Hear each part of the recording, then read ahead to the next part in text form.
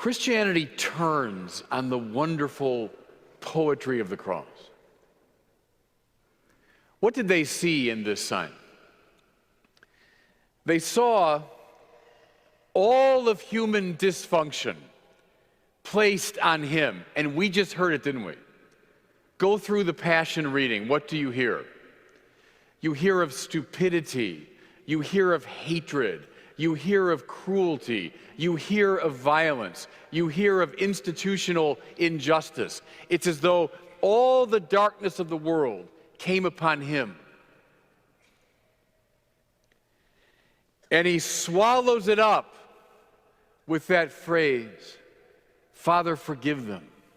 They know not what they do."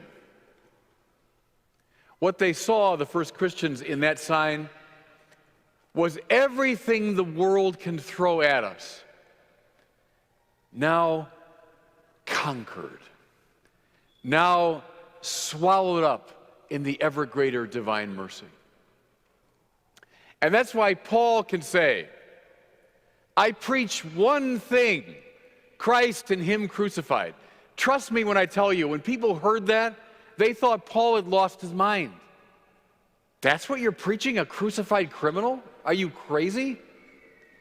But see, Paul had met the risen Christ. And he knew thereby that the love of God was more powerful than anything that is in the world. And you see now why, when the first Christians held up that cross, they were doing it as a kind of taunt.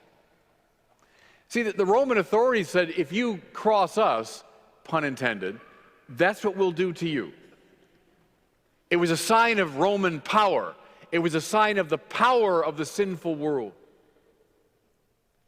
What the first Christians knew in light of the resurrection was that God's love had definitively broken that power. And so they taunted the world with the cross. You know, when Paul refers to Jesus as Lord, and he does it all the time in his writings, Jesus Kyrios, he says, Jesus the Lord. And we say, yeah, sure, that's a nice spiritual sentiment. In his time, those were fighting words. Because what people said at that time was, Kaiser Kyrios.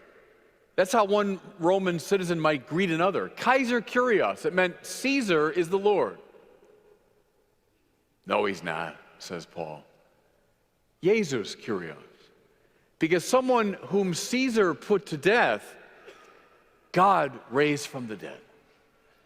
And therefore, Jesus is the true Lord. How wonderful, by the way, we just heard it, didn't we?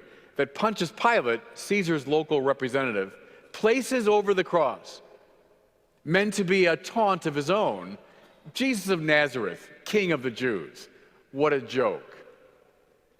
But the joke was on him, wasn't it? Because Pilate becomes thereby the first great evangelist. Now listen, what does the world today want us to do with the cross of Jesus? They want us to make it a little private symbol, a sign of our little hobby, Christianity. But that is repugnant to the Bible, because that sign is meant to be held up to all the world, announcing that there is in fact a new Lord, a new King. What did Jesus himself say? But when the Son of Man is lifted up, and he meant that on the cross, when the Son of Man is lifted up, he will draw all people to himself. Now, that's the work of the church. That's called evangelization, isn't it? The good news, by the way, euangelion in Greek, evangelization, well, that's a taunt as well.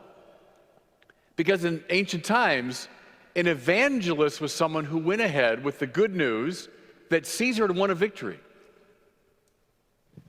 The first Christian is saying, no, just the opposite. God has won the great victory. And so today, and every day of the year, let us hold up the cross of the crucified Jesus as a challenge to the cruelty and violence, injustice and hatred of the world, as a sign that we know that the true Lord is Jesus.